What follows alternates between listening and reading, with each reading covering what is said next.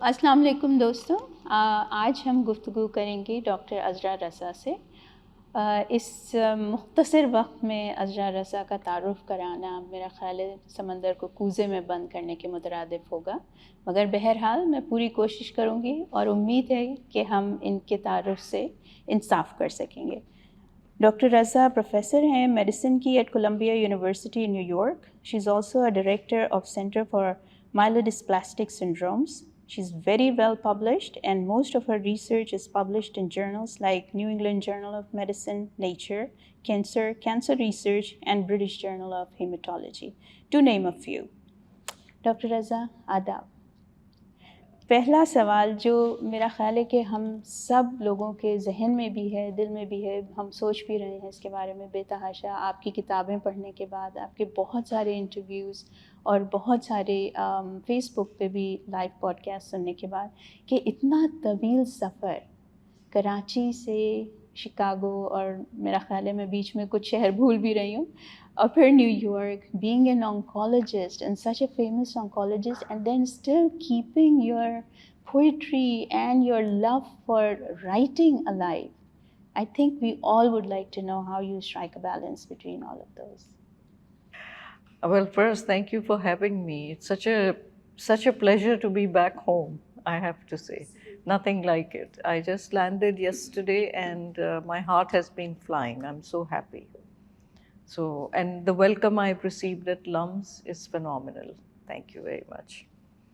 About my journey, yeah, it has been a long journey, but you know, I love what I do, and it's an expression of my deep passion for both science and poetry that you're referring to, and I don't feel like it's anything that I particularly have to be singled out for. I think whatever if you do what you love, True. with time, you actually get good at it. Yeah, and you start incorporating those things in your everyday life. So speaking of that incorporation, you have incorporated poetry in your research and in your patient care so beautifully. And I was wondering if one informs the other. I may be wrong, but this is just one burning question that I think we all had in our mind. You know, Shaper, I think it really helps me that I'm from Pakistan, because poetry is in our DNA. We can't Absolutely, help it. yes, it's in our Everybody gene. is just moved Yeah. by poetry. And the kind of poetry that we have, from starting from Bulle Shah to Mir and Ghalib and now Fez, I mean, look at all the colors and the variety that it brings to our lives. Completely. One of my problems living in the West is that it's a very reductionist culture. And what I mean by that is that they make very harsh distinctions between Athens and Jerusalem, between reason and passion. But those of us who grew up in the East, we have sort of a seamless transition of one into the other. And what we do is informed by our passions and emotions, for example, and our passions and emotions are informed by what we are doing. So it's constantly weaving in and out, which is a more pluralistic view of life in general, I think. And in the West, it's more you're a scientist, you're not supposed to show emotions. And if you are an artist, then you know you are not expected to have general curiosity about the happenings of the world in terms of scientific or technological semantics. And I find that very restricting in a way. So thankfully, because I'm from Pakistan and I have been raised in a tehzeeb, in a culture which is completely driven by grand and lofty intellectual thinking and attention to expression in the noblest possible way. And so for me, the inspiration and the spiritual resilience to continue to stick to my goals and not give up all come from reading poetry and being inspired by I think, the grand visions of our thinkers, philosophers, poets, etc.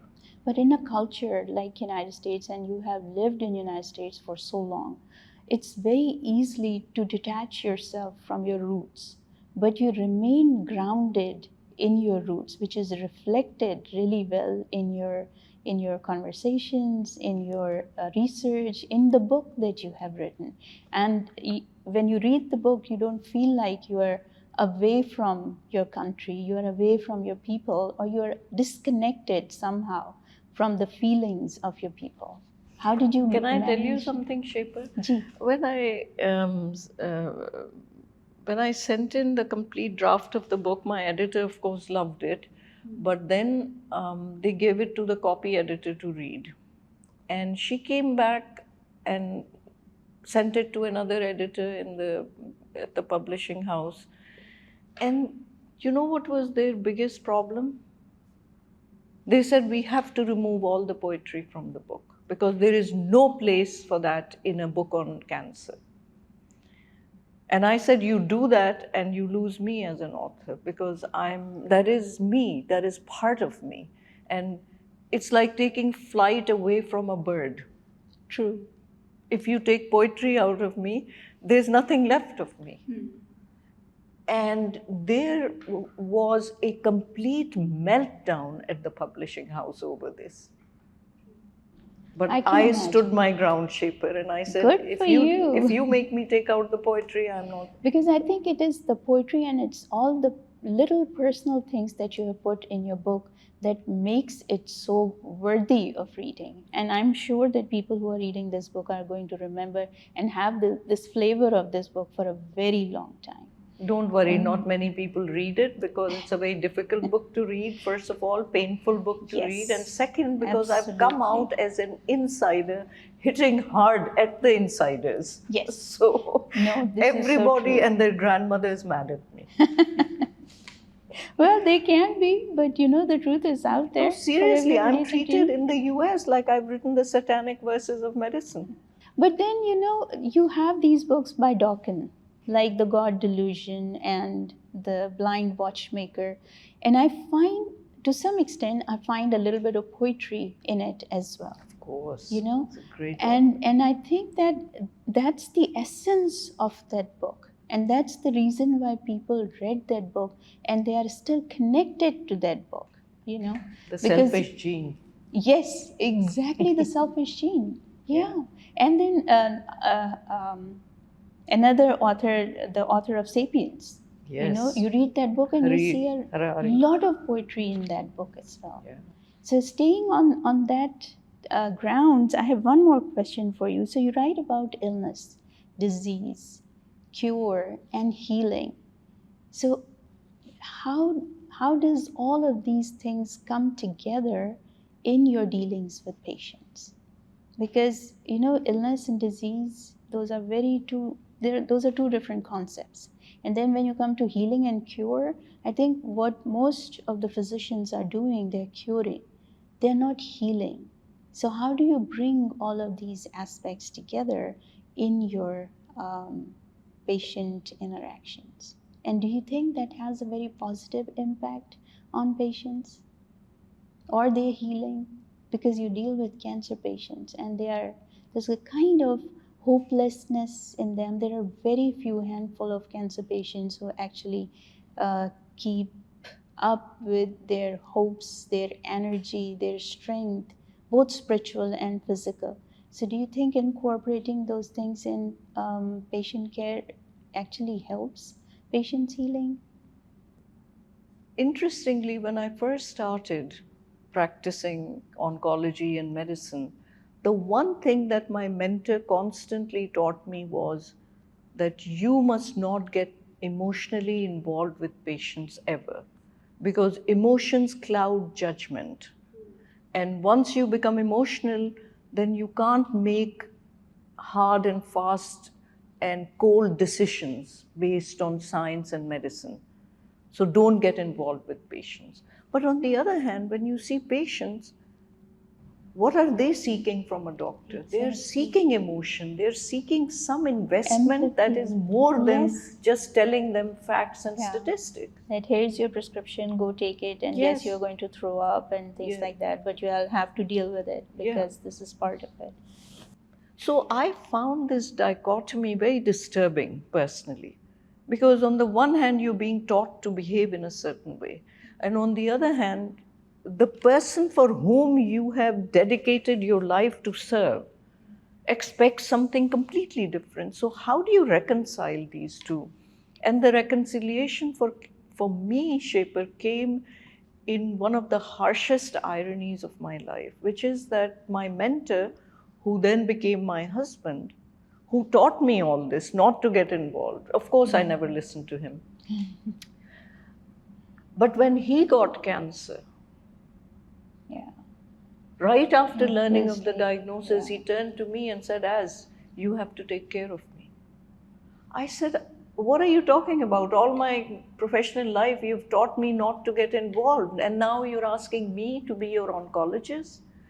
And his answer was, yes, I only trust your judgment, so you have to do it. And so when I started, as now I'm a wife, a mother of a 4-year-old whose father is now dying of cancer, and I have to make all these decisions.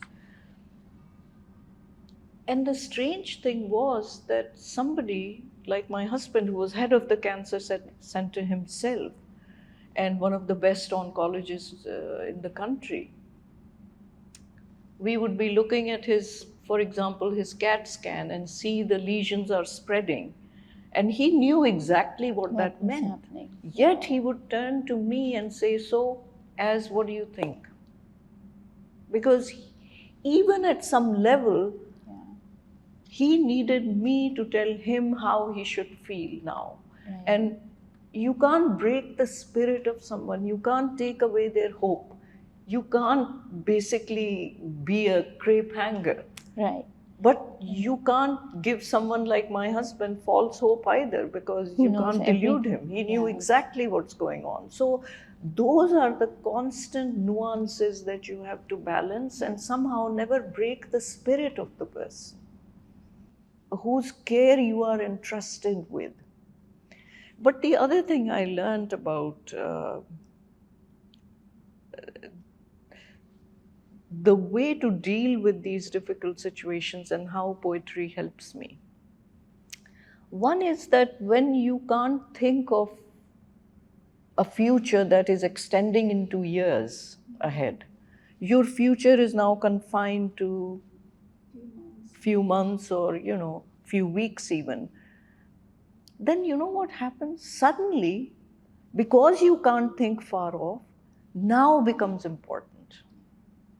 And that kind of puts all of Freudian principles over on their head, because suddenly a kind of hopelessness becomes your driving force and gives you the energy to celebrate and make the most of every moment that you have now.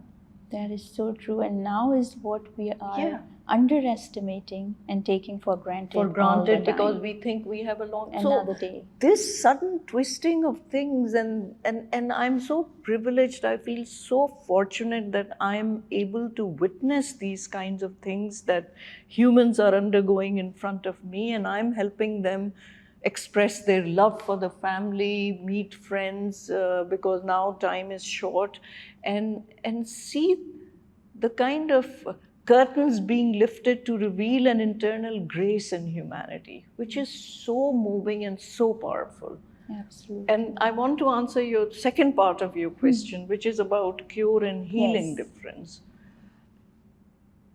I think that there's a big difference, like you said, between cure is, you give a pill and the disease goes away, but the psychic traumas, the violations that the illness has caused. You feel so invaded, so invaded. Vulnerable. Good word to use. So invaded. So how do you heal that?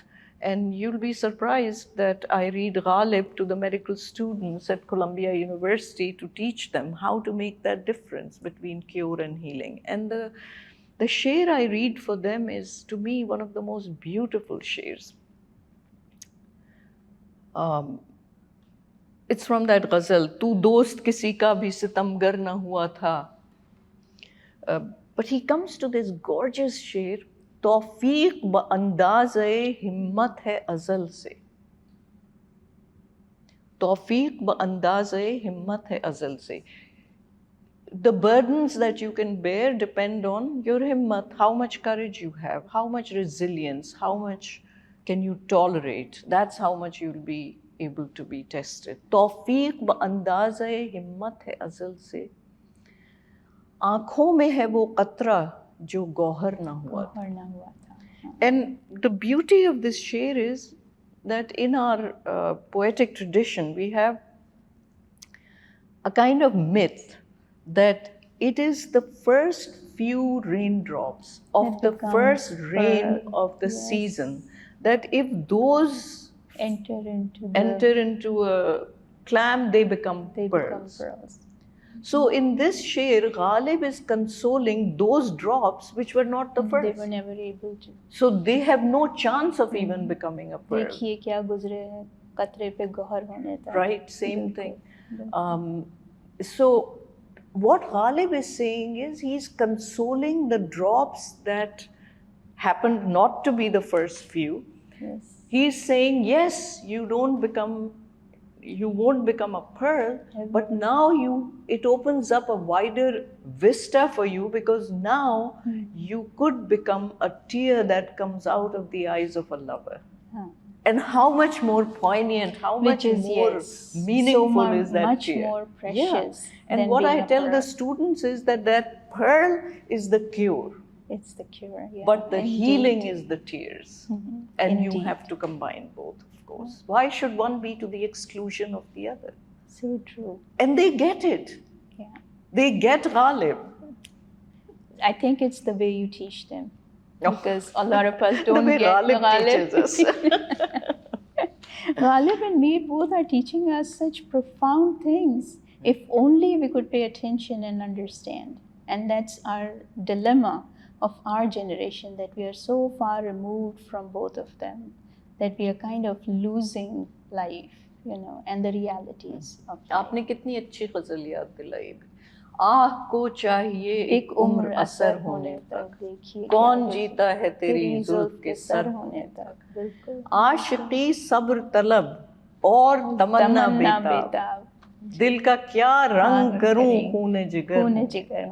And the शेर that I wanted to read, दाम हर मौज में है हल्के सदका में नहंग, देखें क्या गुजरे है कतरे पे गौहर होने तक. How beautiful. So how pretty. Beautiful.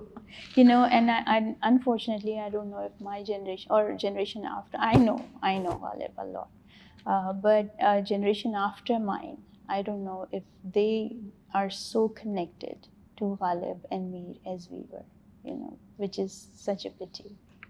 Don't pity them. They have plenty of things to inspire them. Yes.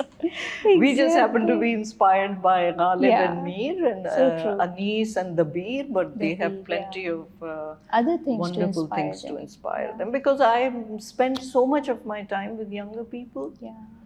Students, my daughter's friends, all the time in and out of the house. So I know how wonderful these kids are, and the sensitive ways in which they are looking at the world doesn't necessarily have to be informed by poetry, but it is informed by a number of other things. Yes, exquisitely sensitive. Yeah, so true. I like the hopefulness in your voice, I think you should talk to her more often. So speaking of the cures / poison burn, you have mentioned it in your book, and you are a firm believer of early diagnosis. So do you see anything currently that catches your eye that you think is more promising in terms of early diagnosis of cancer? Yeah. Well, look, I realized very early when I started my career in oncology that the only good news that you can give a cancer patient when you're giving them the diagnosis of cancer is to say that, don't worry, we found it early, we can take care of it. It means that early detection is good. So from the 1980s, early 80s, my whole concept of curing cancer is that in order to cure cancer, you need to revolutionize early detection. Don't bank on doing mammograms every year or colonoscopies every 2-3 years. No, because you can get cancer in between.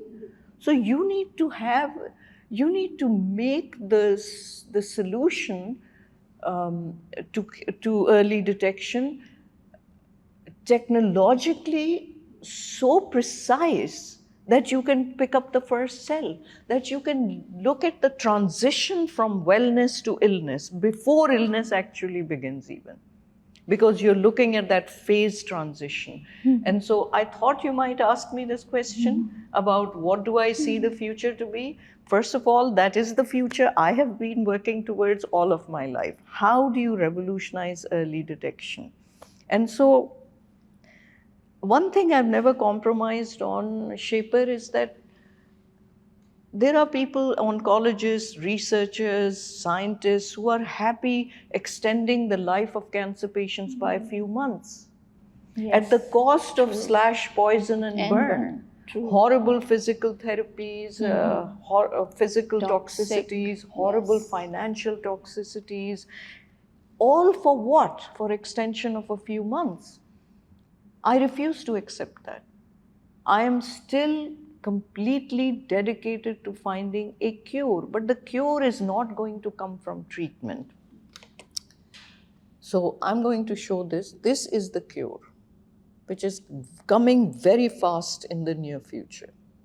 Now, the cure is not in this syringe. There's no magic bullet in here. The cure is in the needle, which delivers it. So you can ask me what could possibly be in the needle. Well, first I want to say that this is the work of the biomedical engineers at Columbia University, Professors Ken Shepard and Professor Samuel Sia.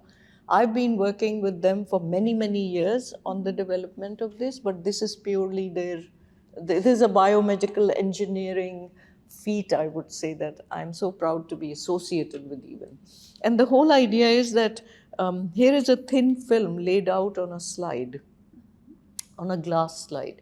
And this is the film that has 2 electrodes, 2 transducers, and a tiny chip computer built on this. And this is rolled up, and it's rolled up and present in the needle.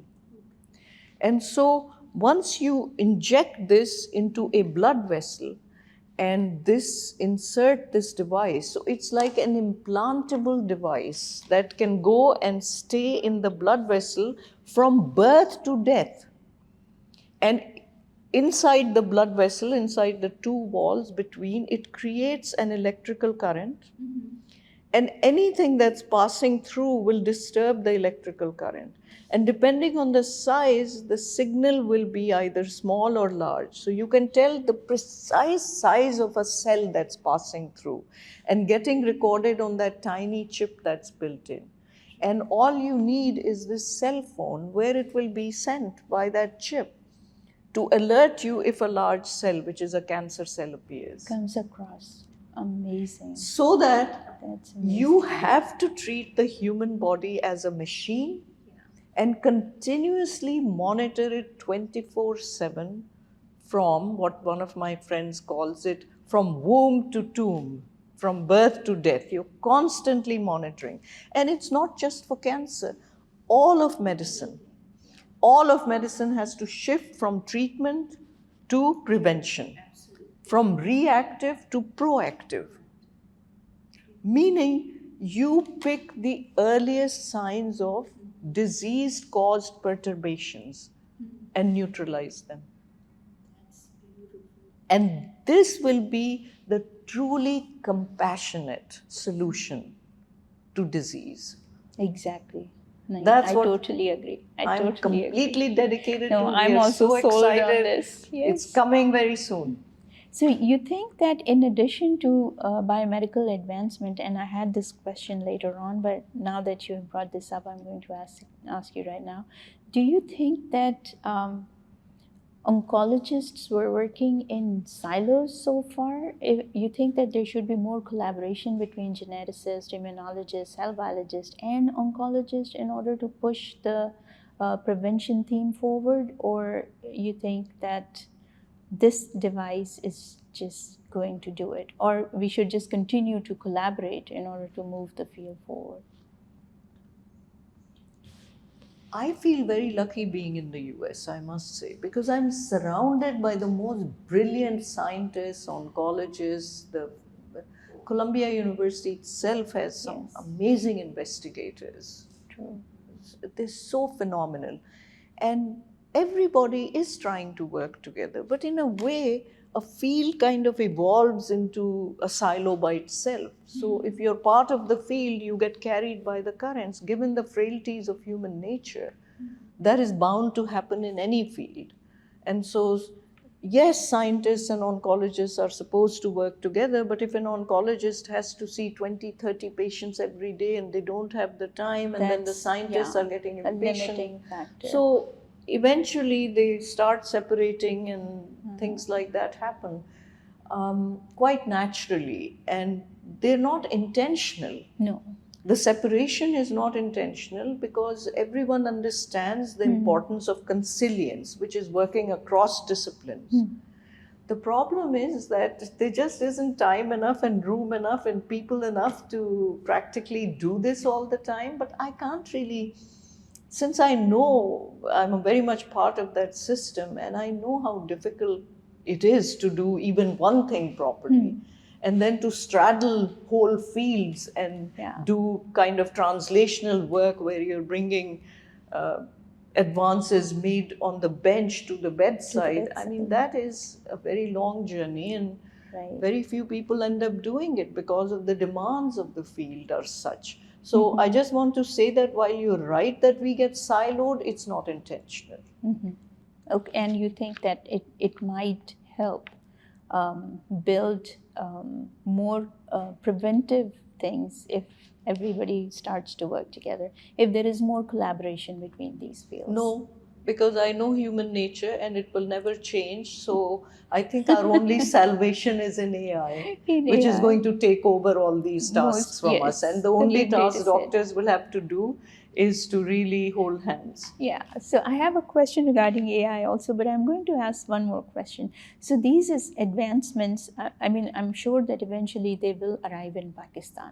But for now, in Pakistan, I don't know if stigma is the correct word to use or not, but there is a lot of stigma associated with cancer. So the moment somebody even thinks about saying that I might have cancer, people like Allah na kare ki aapko cancer. And you know what it does is that we were talking about early diagnosis. It prevents people from seeking appropriate help, and that results in maturing cancer to the stage where it's uncurable. So how do we deal with this kind of thought process? What kind of educational programs? Because you know we are seeing cancer, especially breast and cervical cancer, in very early premenopausal women. So how do we train them to think about early diagnosis so that it doesn't become devastating or detrimental? I'm old enough to be able to say that you cannot change human behavior. What you're describing for Pakistani patients is the same in the US.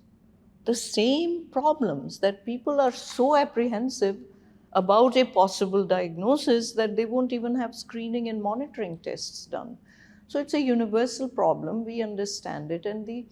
And the reason is that the treatment for cancer and the fate of a cancer patient is so gruesome right now, so brutal, that you can't blame them. But what I'm saying is that with early detection, when we make this happen actually in practical life, that these things are detecting your disease so early that those brutal therapies are not needed. Even a lifestyle change like simply exercising more and eating better will help. But I want to ask you something. We knew for the longest time, for 50 years at least, we knew that smoking is bad. Yeah. But we couldn't get people to give up smoking until we forced it by law. Yeah. Who didn't know that cancer is caused by smoking? But But there was some evidence that people smoked all their lives, but they never developed cancer. So I think that this small proportion of people who never developed cancer became a sort of a light at the end of the tunnel for those No, who I were don't agree with smoking. you, because if they smoked all their life and they didn't develop cancer, they still developed horrible pulmonary diseases. Absolutely, So, in yes. fact, some of their fates is worse than developing cancer, because if they develop cancer diagnosed early enough, it was removed. But if they've damaged their lungs with chronic obstructive pulmonary diseases, then their end is so pathetic that they have tracheostomies and they are putting cigarettes in the tracheostomy to smoke, because it's an addiction. What I'm saying is human behavior and this addictive nature of humanity is impossible to change. And the only thing we can do is try to find solutions that will bypass the weaknesses of humanity. That they don't And- have to deal with that. Yes, I agree. Totally agree. Thank you. That is such a good way of looking at it. So you've answered a lot of my questions, and one of my questions, which I personally worry about all the time, is translation. And you just mentioned about translation of research into practice. What are the hurdles in I mean, something like this is definitely going to be translated in patient care. But what about other research? And I know that you don't really believe in research in mouse models or cell lines, or because they don't take you anywhere. Because eventually you will have to test the drug on a person, and the toxicities that you see in person might be totally different from what you can imagine or you have hypothesized in a cell line. So, how do you see we can, or can we ever overcome these hurdles of translating clinical research into patient care? First, I'd like to clarify something, which is that I'm very much against developing treatments for humans and trying to develop drugs that work in mice and thinking that that will now be translatable to humans. That is what I'm against. But trying to study the biology of cancer in mice is perfectly reasonable. Yeah. Something that you may find shocking, but even in the US, this is what we see. There's an interesting saying that if a cardiac surgeon is teaching medical students about the history of medicine and history of surgery, then in history they will show the medical students leeches that were used, or bone saws that were used to cut and drill and things. But if an oncologist wants to teach history to medical students, all they have to do is take them on rounds on the inpatient service. And we haven't changed at all. We are slashing the same way that they were slashing centuries ago. Only difference is it's under anesthesia today, and it was not even under anesthesia then. So the point I'm making here is that you asked me about translatable or translational research. I am an oncologist, and my job is to bring relief to patients. That is my calling. So everything I do is therapy-driven research.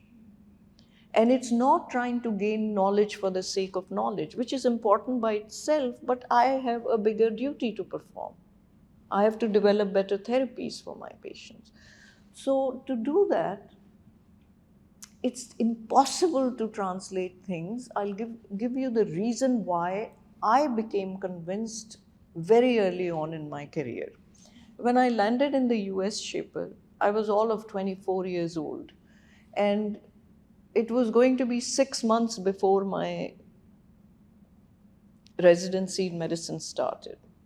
And I panicked because I thought, oh my God, somebody is going to cure cancer in 6 months and I'll be left behind. This was 100 years ago. So I showed up at Roswell Park Cancer Center and said, I want to volunteer because, I have 6 months. And they found me a job, a fellowship in pediatric oncology. So I started in pediatric oncology, but within a few months they kicked me out. Not because I was stupid, but because I was crying the whole time. I just couldn't sit on top of 2-year-olds and force needles into their spine to draw spinal fluid or into their bones to draw. It was so horrifying to me. I was crying the whole time. So they said, you don't belong in pediatric oncology, go to adult oncology. And so they kicked me upstairs to the adult service. The biggest shock to me after starting in adult oncology was that the very same combination of drugs that were curing little children with acute lymphoblastic leukemia had no effect at all in adults. And I realized immediately that, of course, a 2-year-old's cells in the body are all virgin cells. Yes. They are fresh and healthy newborn cells practically. By the time you're 70 years old, every cell has 1,000 cuts in it. Absolutely. So the way they metabolize the same drugs is very different. Very different.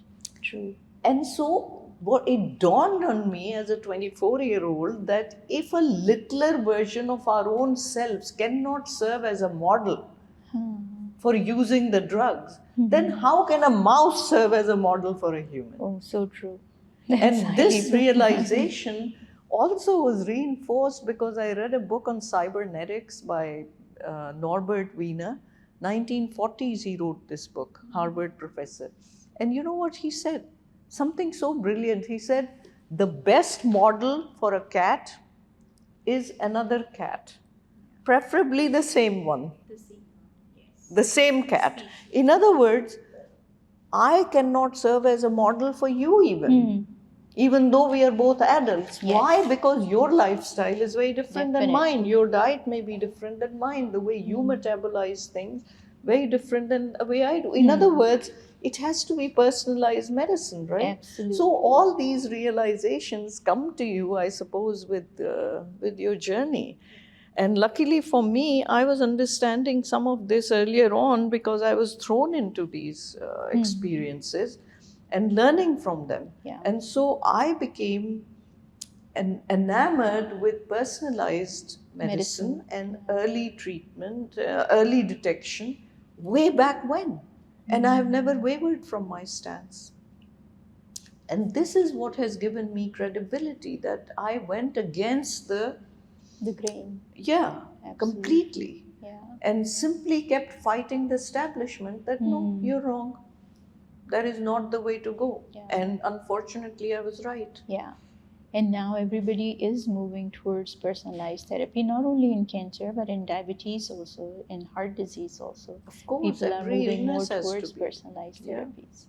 So you talked about AI. So what do you think is the role or future of AI and machine learning in cancer therapeutics and cancer diagnosis?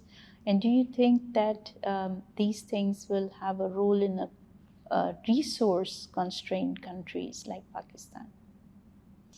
Well, look, AI is going to change history forever. I hope for the good, because it can do pretty bad things too. But just for the good things, I can tell you that it used to take a scientist 10 years to figure out how a protein is folded. And now you can do it by docking and so many different Today, pipelines. AI, deep fold, can do millions of predictable proteins in nanoseconds. Right. Absolutely. So compare one person spending 10 years of their life on one protein to doing millions in nanoseconds. I mean, that's the difference we're talking about. It's so phenomenal, it's beyond our imagination in a way. The mysteries that it can unravel are so, I would say, so transformative. True. That I cannot even imagine what life will be like just within 2 or 3 years. Yeah. And if we look at the best possibilities coming out of AI, then I can say that medicine will completely change. It will go to very early detection. Doctors' roles will once again become the roles of real physicians who are there to help patients navigate some of the difficult parts, but that most of the scut work will be done by AI, and that gives us a lot more time to spend with the patients, etc. And I think in terms of general life, everyone's cut work. People are very anxious that, oh, AI will take away my job. What am I going to do? You're going to sit back and watch Kabhi Main Kabhi Tum all day long because you can have the luxury to do it. So true. You know, because somebody else is actually doing. There'll be a universal income given to everybody. I mean, those are the kinds of good things that can come out of it. Exactly. But then our nature is such that we are never satisfied. Even when we have all that, we'll be yearning for something more. Else. Because that existential angst is what drives humanity. And so I'm very excited about where we are heading. Yeah, I think in Pakistan, there are, even at LUMS, there are a few people who are using AI in maternal and child health. And I don't know about, if you know about Aga Khan, they have a whole crew that is just dedicated to building these things for maternal and child health. So I think it's we are already seeing improvements in maternal and child health, especially in places where healthcare infrastructure is not good. So if you can detect some things early on, you can actually send them to the local hospitals and save the life of not just the mother, but the newborn also. So yeah, we are already seeing that happening, and hopefully, in future we will see more stuff coming along. So my last question to you is, if you could leave our students who are actually interested in pursuing research in cancer, that one message, what do you think that one message will be for students? Because a lot of students here are interested in cancer biology, or they're interested in cancer therapeutics. So what's your message to them after spending so much time, after seeing how the field has evolved and how we have come out from pure treatment to personalized treatment to now AI? What will be your message to our students? Look, my message is the same that I tell my daughter. When she was struggling with what to do with her adult life, my advice was that, look, treat your profession like your marriage. Never marry someone you can live with. So true. Never marry someone you can live with. Only marry someone you can't live without. There's a big difference between the two. Yes, I totally agree. You have to be, marriage is such an intimate relationship that if you're just settling for something, then after 3 days, the other person's going to irritate the hell out of you in everything they do. On the other hand, if you're crazy about them in an illogical way, then you can have the worst fight with them, and 5 minutes later, you don't even remember what you were fighting about. You have to be completely illogically, impractically obsessed with something to do. So my advice is, don't settle for something you can do as a 9-to-5 job. Be or you passionate can live about it. Keep looking until you find something. Let life happen to you. Don't panic. This is my advice. It will happen to you. You will find something that you can't live without. And that's it. So true. So true. Well, I have, and I'm sure that a lot of audience have tons of questions for you, Dr. Raza. But I think we will have to say goodbye for now. And we will continue this conversation on multiple different occasions. Thank you so much for giving us some time. And once again, welcome to Pakistan and welcome to LUMS. Thank you. Thank you.